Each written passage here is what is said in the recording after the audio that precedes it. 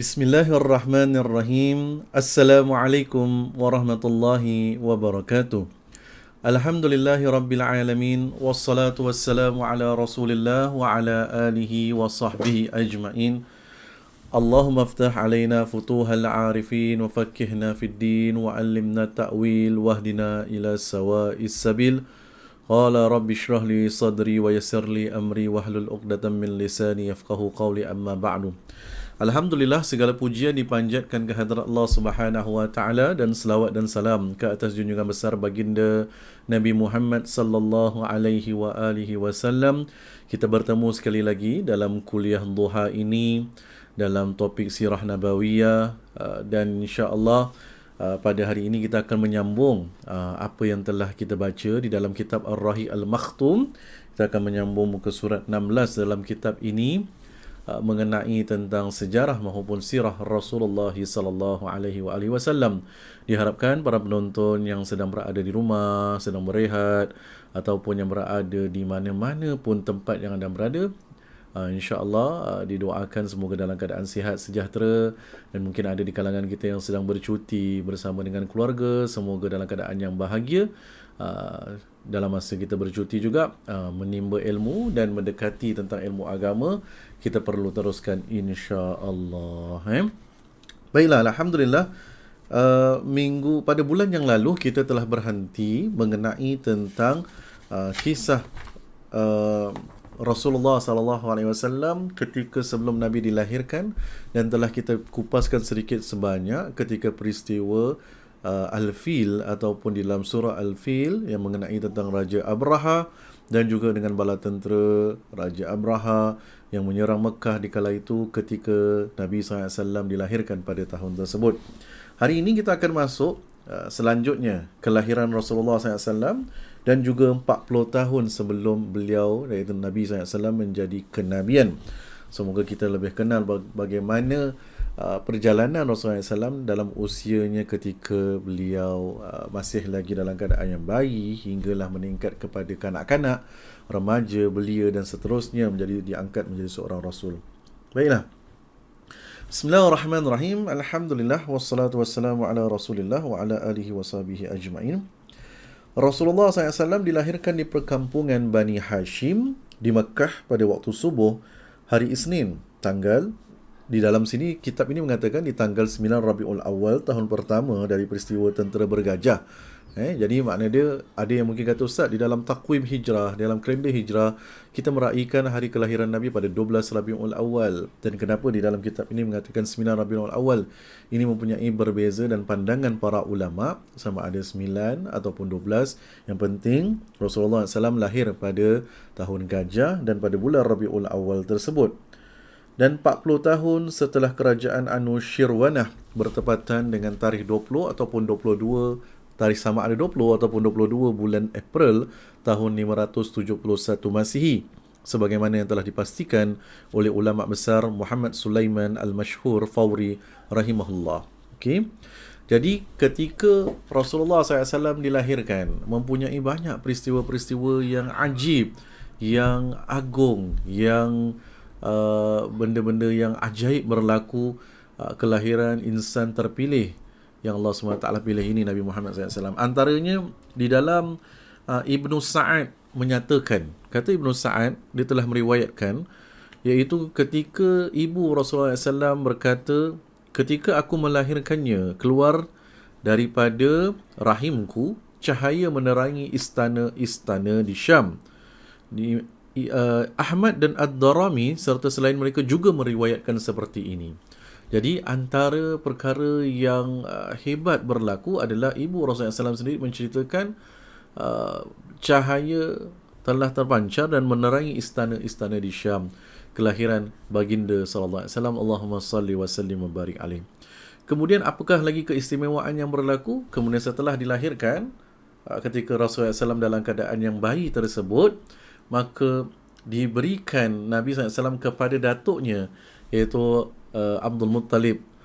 Dan di saat itu, datuknya Abdul Muttalib membawa baginda SAW masuk di dalam Kaabah. Di dalam kitab ini mengatakan membawa gembira, happy dengan kelahiran cucunya, dibawa cucunya masuk ke dalam Kaabah, iaitu Rasulullah SAW dalam Kaabah, serta Abdul Muttalib berdoa kepada Allah Subhanahu Wa Taala, meminta kebaikan dan merakamkan kesyukuran kepada Allah Subhanahu Wa Taala. Ini adalah satu amalan yang perlu kita terapkan. Jadi sebagai ibu dan ayah, mungkin ada di kalangan kita yang melihat ni adalah ibu dan ayah yang baru ataupun ibu ayah yang muda, ataupun kita sedang melihat ini untuk berpesan kepada anak-anak kita yang bakal melahirkan cucu-cucu kita.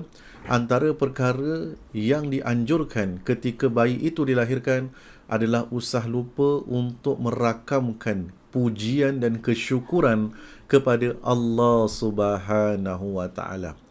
Abdul Muttalib, datuk Nabi SAW, happy dan gembira sangat, dan kemudian dia bawa masuk ke dalam Kaabah dan merakamkan kesyukuran dan pujian kepada Allah Subhanahu Wa Taala. Ini antara perkara yang dilakukan. Jadi kalau sekiranya kita sama juga dapat cucu ataupun dapat anak, jangan terus yang pertama ambil gambar, kongsikan terlebih dahulu. Jangan lupa untuk bersyukur kepada Allah. Tambah lagi kalau nak buat kesyukuran ketika itu dalam keadaan yang dianjurkan Rasulullah, bila kita dapat nikmat, boleh buat kesyukuran dengan kita berwuduk dan kemudian menghadap ke arah kiblat dalam keadaan menutupi aurat, kemudian kita bertakbir dan terus kita sujud dan bertasbih kepada Allah dengan tasbihan subhanallah walhamdulillah wala ilaha illallah wallahu akbar. Bangun daripada sujud tersebut, kemudian kita memberi salam, Assalamualaikum warahmatullahi wabarakatuh. Assalamualaikum warahmatullahi wabarakatuh. Ini pun antara amalan yang dilakukan oleh baginda sallallahu alaihi wasallam bila Nabi mendapat nikmat. Kerana dalam sepotong riwayat menceritakan bila Rasulullah SAW menunggu-nunggu, menanti-nanti wahyu daripada Allah tak kunjung tiba, sampai satu ketika bila wahyu tersebut turun, seorang sahabat Nabi melihat Nabi SAW terus dalam keadaan berpakaian menutupi aurat, berwuduk masuk ke kawasan ruang i'tikaf di masjid, dan terus Nabi SAW bertakbir Allahu Akbar, terus Nabi sujud. Dan sujud Rasulullah SAW itu terlalu lama sehingga kan sahabat Nabi masuk dan berada di sebelah Nabi tengah sujud tu, dia duduk kat sebelah, dia tengok kenapa Nabi tak bangun-bangun daripada sujud. Takut Nabi sama ada tertidur ataupun diambil nyawanya ketika sujud tersebut.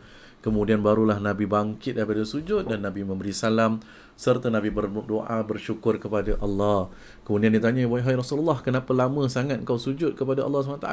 Kata Rasulullah, kerana aku bersyukur, kerana aku menanti jawapan daripada Allah, dan Allah telah memberikan jawapan dan memberikan surah ataupun panduan Al-Quran, sebahagian daripada ayat yang Nabi nantikan sampai kepada Rasulullah, dan itulah tanda syukur Nabi SAW. Jadi berbalik kepada cerita sirah ini, datuk Nabi Abdul Muttalib, bila dia dapat cucu, pertama sekali dia gembira, tapi dia bawa masuk ke dalam Kaabah, Baitullah, dan kemudian dia berdoa dan bersyukur kepada Allah SWT. Kemudian dia buat apa? Kemudian setelah dia bersyukur kepada Allah, dia menamakan cucunya dengan nama Muhammad, iaitu yang terpuji, ataupun nama Muhammad itu yang terpuji, ataupun tanda syukur, terima kasih dan kesyukuran, merangkumi nama tersebut. Dan nama Muhammad ini ketika itu tidaklah ada digunakan oleh orang-orang Arab pada zaman tersebut.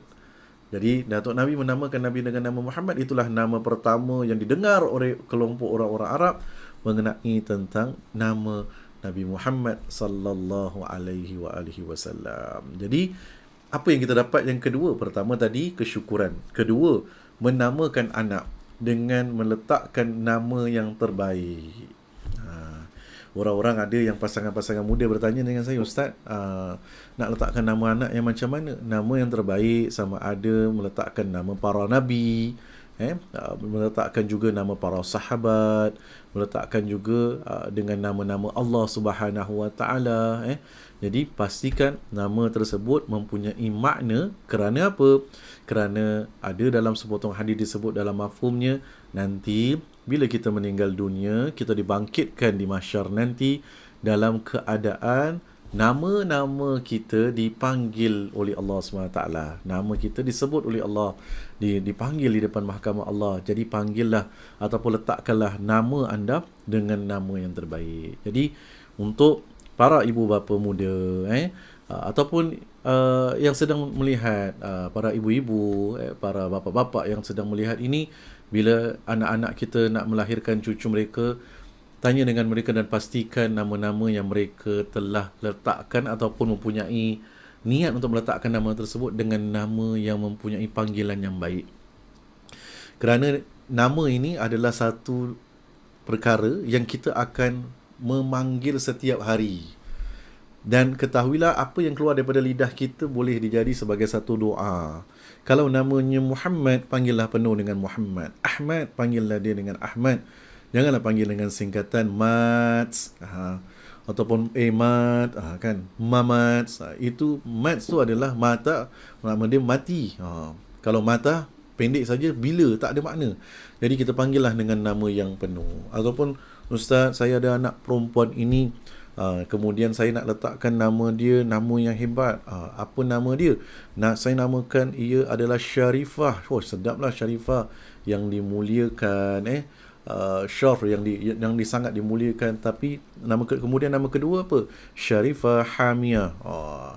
Hamiyah tu nampak, sedap Ustaz, Hamiyah. Boleh panggil dia Hami. Hamiyah itu adalah nama api neraka, Narun Hamiyah.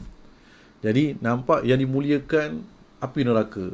Jadi bila kita panggil nama yang salah, nama yang kita gelarkan itu adalah yang silap, tidak mempunyai makna, maka panggilan tersebut adalah menjadi satu doa. Lepas itu kita tengok ibu ayah kita dulu-dulu, orang-orang dulu-dulu, kalau anak-anaknya, kalau cucu-cucunya nakal, mereka tak akan panggil budak ni jahat. Budak ni budak nakal. Mereka akan panggil dan menggelarkan dengan budak ni budak bertuah betul. Kan? Budak bertuah betul ni. Jadi makna dia satu doa lah, mudah-mudahan ia menjadi nasib yang baik kepada anak tersebut ataupun cucu tersebut. Jadi Abdul Muttalib namakan, setelah dia bersyukur kepada Allah di atas kelahiran cucunya, kemudian dia meletakkan nama pada cucunya dengan nama Muhammad, yang sekarang ini kita gelar adalah Nabi Muhammad sallallahu alaihi wasallam ataupun dengan gelaran Rasulullah sallallahu alaihi wasallam. Kemudian apa lagi yang dibuat oleh Abdul Muttalib? Kemudian Abdul Muttalib mengkhitannya, mensunatkan baginda pada hari ke-7. Jadi hari ke-7 ni banyaklah. Kalau dalam Islam bukan sahaja mengkhitannya, dalam Islam juga antara yang lain dijelaskan bahawasanya kalau berkemampuan dan mempunyai tempat yang bersesuaian, hari ke-7 itu juga diafdal untuk berakikah. Untuk sembelihkan seekor kambing. Kalau sekiranya kata Rasulullah, kalau anak lelaki 2 ekor kambing, kalau anak perempuan dengan seekor kambing. Habis Ustaz, saya dapat anak lelaki tapi saya tak ada kemampuan untuk sembelih 2 ekor kambing. Bagaimana Ustaz? Kena faham bahawasanya hukum untuk menyembelih tersebut ataupun akikah adalah sunnah. Ada ulama mengatakan sunnah muakkad, sangat dianjurkan untuk menagam kesyukuran. Jadi bila Ustaz nak buat, yang terbaik adalah 7 hari pertama ataupun hari ke-7 ketika anak itu dilahirkan. Tapi kalau kerana masa kesesuaian tidak tepat, maka usianya untuk kita berakikah akannya sehinggalah sebelum beliau baligh. Jadi maknanya dia usia dia dah 3 tahun, dah 6 tahun, 7 tahun, masih lagi boleh dibuat. Akikah tersebut masih lagi hukumnya sunnah. Dan akikah ini kata Rasulullah, bagi bayi lelaki dianjurkan, disunnahkan 2 ekor kambing, bagi bayi perempuan 1 ekor kambing. Ustaz, saya ada bayi lelaki tapi saya tak mampu untuk buat 2 ekor kambing. Cukup tak dengan saya buat 1 ekor kambing? Ataupun boleh tak saya buat 1 ekor dulu, nanti lagi 2 tahun kumpul ada rezeki saya buat lagi? Boleh tak menjadi masalah dalam tempoh usianya sebelum baligh. Mungkin ada yang bertanya, Ustaz, bagaimana pula dengan saya? Saya ni dulu ibu ayah mungkin kurang cerdik, kurang faham tentang ilmu agama. Jadi saya tidak diakikahkan. Jadi bagaimana Ustaz? Boleh tak saya nak buat akikah sendiri? Ini ada 2 pandangan ulama. Ada ulama mengatakan dibolehkan, tapi yang kedua mengatakan kalau usia kita telah baligh, telah lanjut sekarang ini, cukup dan memadai dengan kita buat ibadah korban. Kerana tujuan akikah itu adalah ibu dengan ayah merakamkan kesyukuran kepada Allah di atas nikmat yang Allah berikan, iaitu nikmat zuriat, nikmat anak. Dan bila disembelihkan kambing tersebut, tujuannya untuk diagihkan kepada ahli keluarga, qarabah, orang-orang yang terdekat, jiran tetangga, kenalan, dan termasuk kepada fakir dan miskin, untuk kita merakamkan kesyukuran kita kepada Allah Subhanahu Wa Taala. Jadi Ustaz, daging akikah ini pula kalau sunnahnya, bagusnya nak bagi secara mentah ataupun dimasak. Mana satu yang bagus? Kalau dalam kitab-kitab fiqh menjelaskan, daging akikah ini yang terbaik kita dah sembelih dan kita masak, kasih orang makan. Kata Rasulullah SAW, yang lebih baik adalah kuahnya yang banyak lah. Kenapa? Kerana orang-orang Arab bila kuah banyak tu muai. Mungkin ada letak kuah lebih banyak, dagingnya sedikit, muai, orang ramai dapat makan. Tapi tak menjadi masalah kalau culture, adat kita nak kasih makan, seperti nak masak nasi biryani ke, nasi mandi ke, nasi apa ke dan sebagainya, tak ada masalah. Dan yang terbaik adalah memberi makan kepada orang dengan daging tersebut. Tapi Ustaz, kalau saya kasih mentah-mentah, boleh tak? Tak menjadi masalah juga. Maknanya dia persoalan mana yang lebih afdal. Cuma kalau daging korban, berbeza. Daging korban yang terbaik adalah memberi secara mentah. Maknanya dia daging korban beri secara mentah daripada dimasak. Mentah itu lebih yang terbaik untuk daging korban. Tapi tak salah juga kalau kita nak masak dan kita beri kepada jiran tetangga. Ini semua adalah perkara mana yang afdal, mana yang terbaik. Okey. Jadi kemudian dah hari ke-7 tersebut, dah berikan nama, dah sunatkan dia. Kemudian dalam masa yang sama dah khitankannya, dan kemudian dah akikah.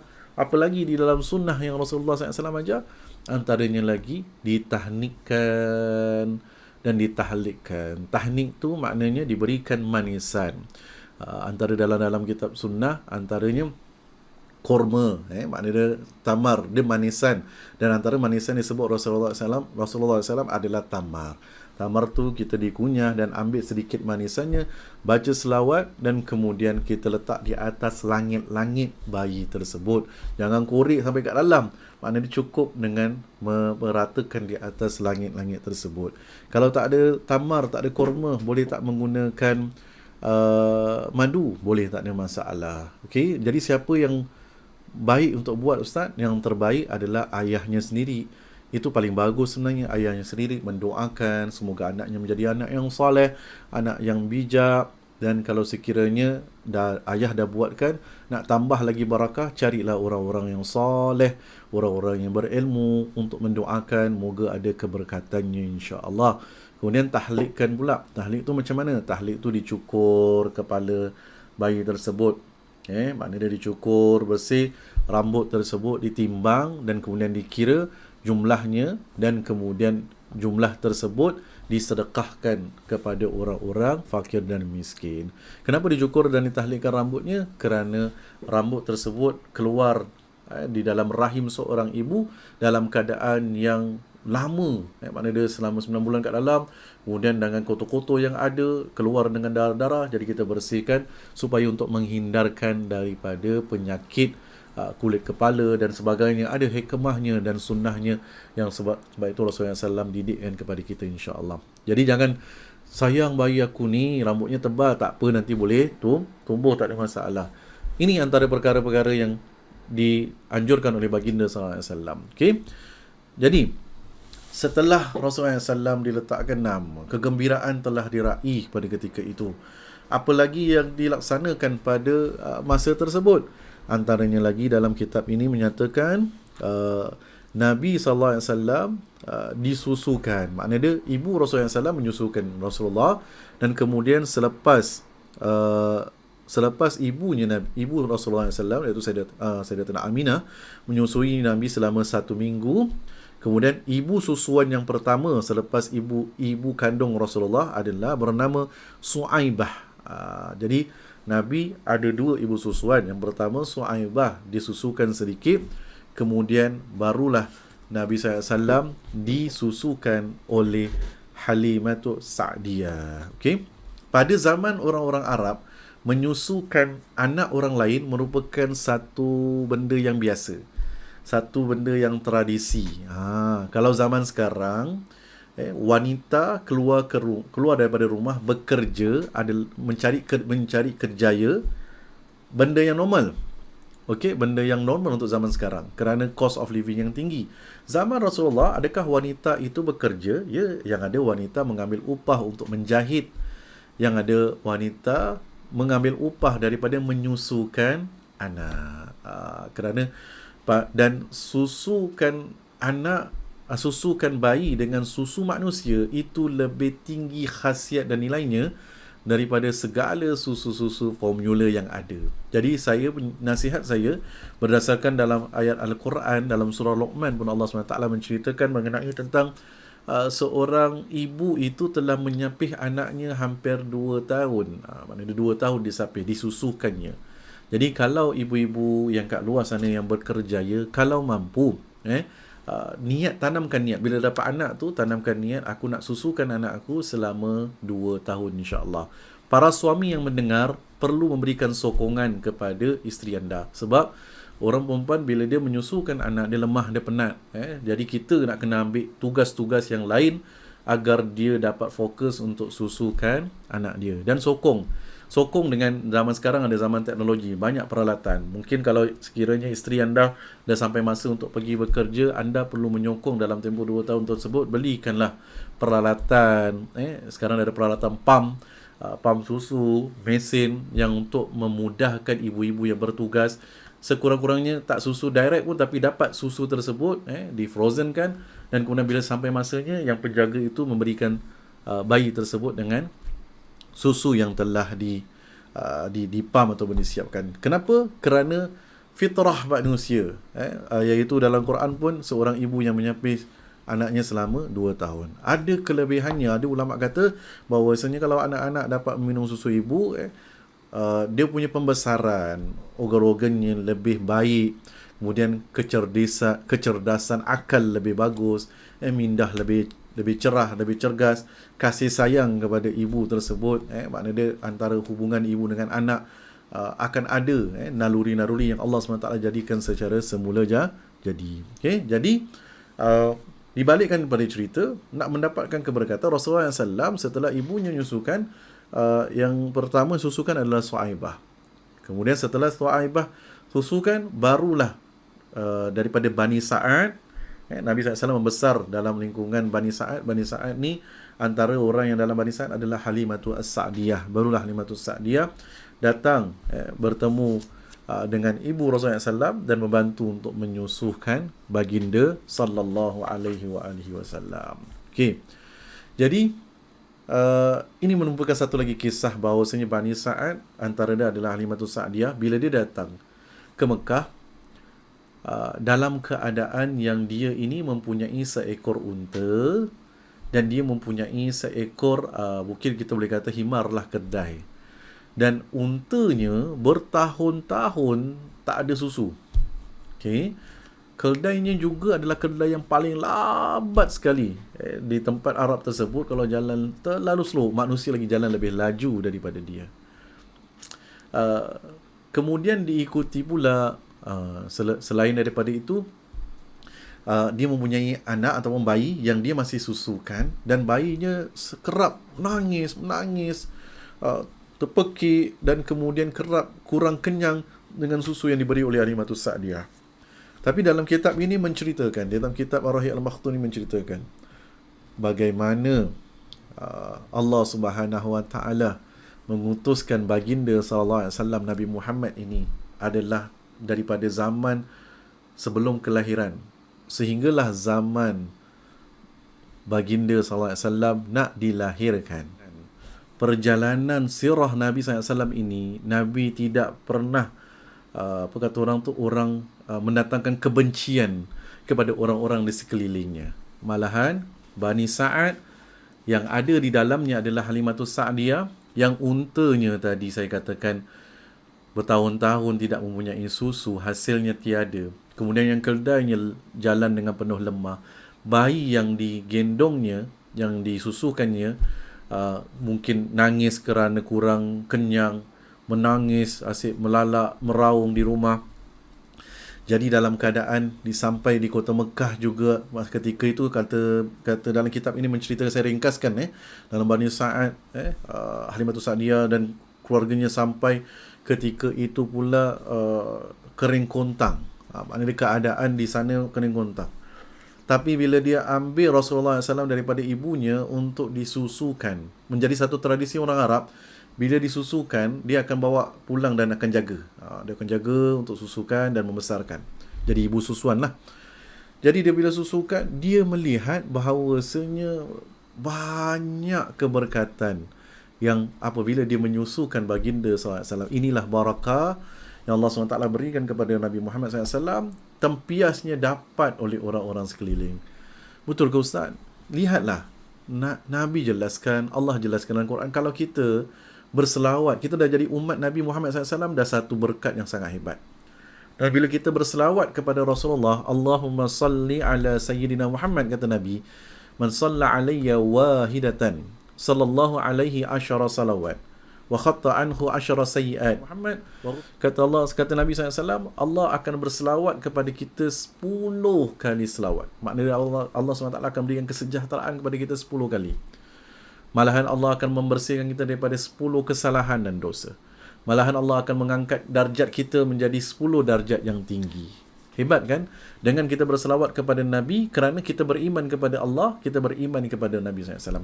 Apalagi mereka yang hidup pada zaman Rasulullah SAW dan kemudian melakukan sesuatu bakti kepada baginda SAW, seperti Halimatus Sa'diyah, yang mana beliau telah melakukan bakti dengan menyusukan baginda SAW. Kata Halimatus Sa'diyah daripada Bani Sa'ad, bila aku dah menyusukan Rasulullah SAW, aku melihat di kawasan Mekah ini daripada kering kontang menjadi tumbuh-tumbuhannya semakin tumbuh. Kemudian air mula keluar dengan pancarannya. Kemudian susunya semakin banyak. Dan kemudian bayi yang menangis, yang sama-sama bayi kandungnya dan bayi yang disusukan Rasulullah SAW, bayi yang selalu menangis itu dah tidak menangis lagi. Kemudian unta, suami dia perah nak susu unta yang dah lama tak ada titisan, tiba-tiba ada titisan. Dan kemudian keledai yang dipeliharanya yang lemah, tapi bila dia duduk dan Rasulullah bersama dengan dia digendong untuk bawa balik kepada tempat Bani Sa'ad, untuk keledai tersebut jalan menuju dengan lajunya, melunsur dengan lajunya sehingga potong keledai-keledai yang lain. Inilah barakah. Dan malahan kata Halimatus Sa'diyah, bila aku bawa balik Rasulullah SAW ke kaum Bani Sa'ad, tumbuh-tumbuhan tumbuh dengan menghijau, kambing-kambing makin membiak. Dan inilah dia yang Allah SWT berikan, وَمَا أَرْسَلْنَاكَ إِلَّا رَحْمَةً لِلْعَالَمِينَ. Tidak aku utuskanmu, wahai Muhammad, kecuali memberi rahmah pada sekalian alam. Allahumma salli wa sallim wa barik alaih. Jadi kita dengar ni sekarang, jangan lupa selawat dengan berselawat kepada baginda sallallahu alaihi wa alihi wasallam. Okey. Jadi itu dah antara usia. Jadi sampai bila Ustaz dia telah disusukan, dan disusukan sehinggalah Rasulullah SAW habis pada 2 tahun. Dan di saat selesai disusukan, baginda SAW pun dah menjadi kanak-kanak yang riang, yang bergembira, yang kuat, yang kata orang tu yang macam kanak-kanak biasalah, yang boleh bermain dan sebagainya. Jadi inilah proses kanak-kanak, dan sampai kepada usia Nabi, kepada usia 4 tahun, maka ketika Rasulullah SAW bermain-main dengan kanak-kanak, maka itulah satu peristiwa yang berlaku. Malaikat Jibril alaihi salam turun dan kemudian terus menangkap dan mendakap Rasulullah SAW tengah bermain dengan kanak-kanak, mendakap Rasulullah SAW. Lantas Malaikat Jibril membelah dada Nabi SAW. Ini adalah salah satu daripada mukjizat yang Allah SWT berikan kepada baginda. Kemudian bila dah dibelah, dalam riwayat Imam Muslim meriwayatkan, saya baca daripada Anas, bahawasanya Rasulullah SAW didatangi Malaikat Jibril alaihissalam ketika ia bermain bersama dengan teman-temannya. Malaikat Jibril datang menangkap dan merebahkan baginda SAW. Ia lalu membelah dadanya untuk mengeluarkan jantungnya dan mengeluarkan dari jantungnya segumpal darah. Kemudian dia berkata, ini adalah bahagian syaitan dari dirimu, kemudian mencucinya di lempengan yang diperbuat daripada emas dengan air zam-zam. Kemudian malaikat Jibril pun kembali mengembalikan keadaannya seperti sedia kala. Teman-temannya, maknanya kanak-kanak yang bermain dengan Rasulullah pun berlari bertempiaran, memberitahu kepada ibu susuannya iaitu Halimatus Sa'diyah. Mereka berkata, Muhammad telah dibunuh. Mereka ingat Nabi Muhammad SAW telah dibunuh, tetapi mereka pun mencarinya dan mendapati warna kulit Nabi telah berubah. Sayyidina Anas berkata, saya telah melihat bekas jahitan di dadanya. Allahumma salli wa sallim wa barik alaihi. Inilah mukjizat yang Allah SWT berikan kepada baginda Nabi Muhammad SAW. Mungkin kita kata, Ustaz, betul ke benda ni boleh berlaku? Kalau zaman sekarang ada orang yang kena sakit jantung, kemudian dibelah, dimasukkan beluning dan sebagainya, takkan kita boleh percaya zaman sekarang dengan dilakukan oleh manusia. Tapi zaman itu Allah SWT mengutuskan malaikat Jibril dengan izinnya untuk membuat perkara tersebut, dan Allah menjaga tubuh badan dan jasad manusia, terutamanya baginda Nabi Muhammad SAW, dan dibersihkan dengan air zam-zam dan dikeluarkan daripada darah yang segumpal darah yang mempunyai bahagian syaitan. Itu maknanya iblis ini dia akan duduk di dalam darah-darah manusia. Sebab itu sunnahnya untuk kita, kata Rasulullah, sekurang-kurangnya kalau kita mampu untuk berhijamah. Hijamah ni berbekam, untuk keluarkan dari darah-darah yang kotor yang ada dalam tubuh badan, bukan sahaja daripada sumber kerana pemakanan tapi dengan niat keluar syifa daripada segala duduk-duduknya iblis, jin dan sebagainya yang jahat. A'udzubillah min zalik. Minta Allah lindungkan. Okey. Jadi kenapa? Kerana dalam diri kita ini, dalam manusia ni, iblis itu dia akan masuk melalui darah-darah, dan kemudian sebab itu kalau kita lihat pesanan Rasulullah SAW kepada seorang sahabat yang bertanya, kepada seorang lelaki bertanya kepada Rasulullah, ausini, berikan aku wasiat. Nabi kata, la tadrab, jangan kamu marah 3 kali. Kan kenapa marah ini? Daripada apinya, datangnya daripada darah yang panas, daripada iblis. Dan kemudian kalau orang tak kontrol marah, maka contoh kalau gaduh suami isteri tak kontrol marah, sama ada na'udzubillah jalan tangannya ataupun lafaz perkara yang muka-mukaan, semasuklah ada sampai ke tahap yang melafazkan penceraian dalam keadaan yang marah. Lepas itu bila marah, hendaklah kita berwudu dan kemudian kita tenangkan diri kita, jangan buat keputusan dalam keadaan yang marah, kerana iblis itu sentiasa senang masuk kepada orang-orang yang kuat marahnya. Lawan kepada marah, hendaklah kita bersabar dan hendaklah kita tenang supaya tidak sampai ke tahap tersebut. Okey? Jadi inilah perkara-perkara yang melibatkan perkara yang kalau kita lihat Rasulullah SAW punya mukjizat di belah dadanya untuk kita pelihara diri kita, pelihara apa yang masuk di dalam mulut kita. Mana kata Rasulullah SAW dalam hadis, innal halala bayyinun wa innal harama bayyinun wa bainahuma umurun mutasyabihat la ya'lamuhunna katsirun minan nas. Halal tu nyata, haram tu nyata, tengah-tengah ni ada benda yang syubhat yang ramai manusia yang tidak ketahuinya. Jaga diri kita daripada benda yang haram, jaga diri kita daripada benda yang syubhat. Kenapa? Kerana kata Nabi SAW, wa inna fil jasadi mudratan, kerana dalam jasad manusia itu ada mudrah, ada seketul daging. Iza salahat salahal jasadu kullu, sekiranya bersih gumpalan daging tersebut, bersihlah segalanya, solehlah segalanya. Tapi wa iza fasadat fasadal jasadu kullu, sekiranya rosak daging tersebut, rosaknya keseluruhnya. Ala wahya al-qalb, ketahuilah itu yang dinamakan sebagai hati. Sebab ada orang, ustaz, tak tahulah kenapa anak saya macam gini, saya dah nasihatkan dia, tak tahu kenapa gini. Banyak kali saya dah doa kepada Allah tapi Allah tak makbulkan, ataupun kenapa Allah belum makbulkan. Mungkin juga kerana pendapatan sumber yang kita dapat, dan kemudian apa sumber yang kita berikan makan kepada ahli keluarga memainkan peranan juga. Adakah sumber tersebut adalah sumber yang halal, ataupun sumber tersebut adalah benda yang haram, ataupun dia terlalu banyak syubhat sehingga terjerumus ke dalam perkara yang haram. Jadi apabila nak membersihkan benda ini, hendaklah kita memperhatikan daripada mana sumber yang kita dapat dan apa yang kita makan.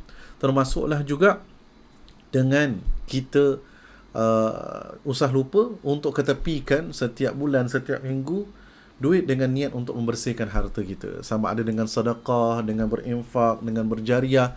Ini semua perkara yang boleh kita lakukan untuk membersihkan diri kita daripada benda-benda ini. Dan doa kepada Allah supaya Allah SWT menjaga hati kita. Ya muqallibal qulubi wal absar, thabbit qulubana ala dinika wa ala ta'atik. Wahai yang membolak-balikkan hati, tetapkanlah hati kami di dalam agamamu dan di atas ketaatan kepadamu. Ini semua antara perkara yang boleh kita amalkan supaya Allah memelihara diri kita, memelihara jasad kita, memelihara hati kita daripada terbolak-balik. Okay?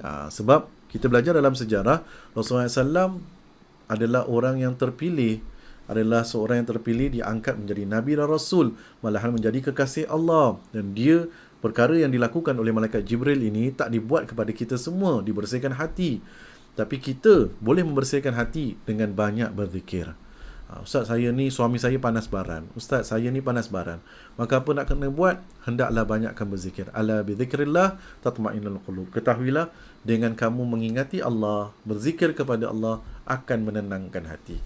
Zikir itu bukan saja kita berzikir subhanallah walhamdulillahi wala ilaha illallah wallahu akbar wala haula wala quwata illa billahil aliyil azim. Bukan sahaja kita berselawat Allahumma salli ala sayyidina Muhammad. Zikir itu adalah peringatan untuk kita. Dah solat belum?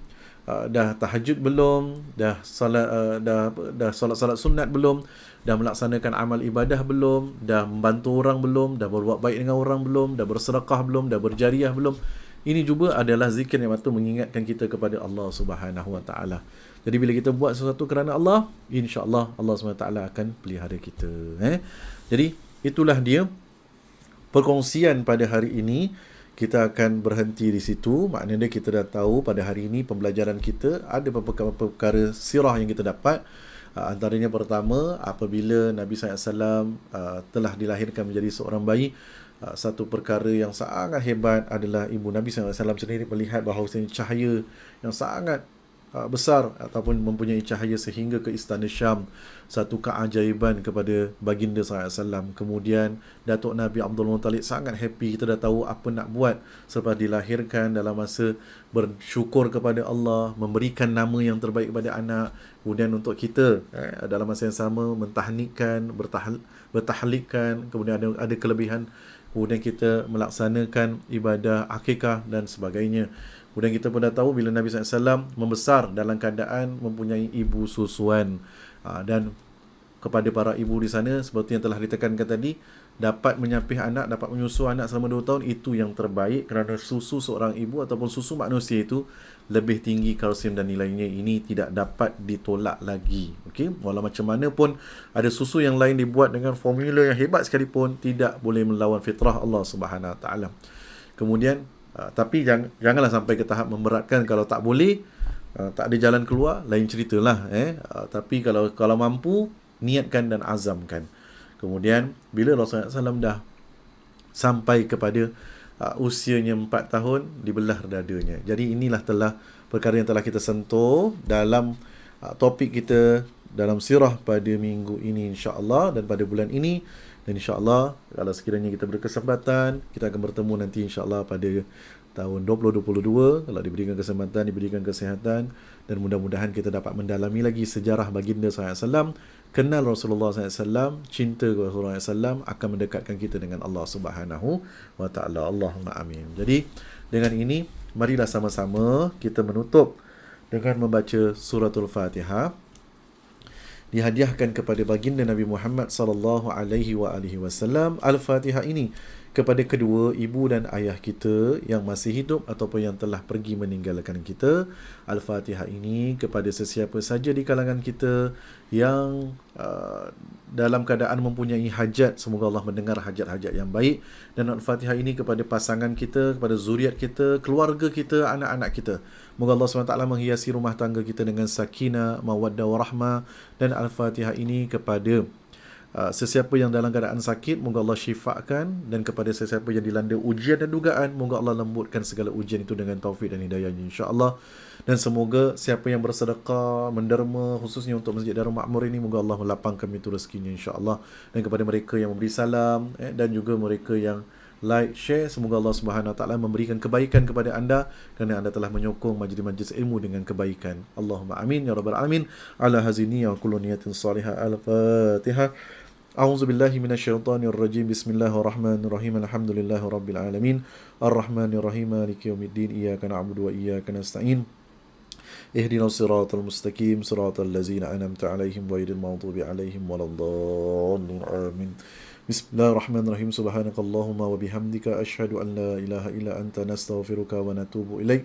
Wal 'asr innal insana lafi khusr illa allazina amanu wa 'amilus solihat wa tawasaw bil haqq wa tawasaw bis sabr. Wa sallallahu ala sayyidina Muhammadin wa sahbihi wa baraka wa sallam. Alhamdulillahirabbil alamin. Sekian yang baik datang daripada Allah SWT, yang lemah, yang kurang datang daripada diri saya ini. Aku lu qauli hadza wa astaghfirullah li wa lakum. Wassalamualaikum warahmatullahi wabarakatuh.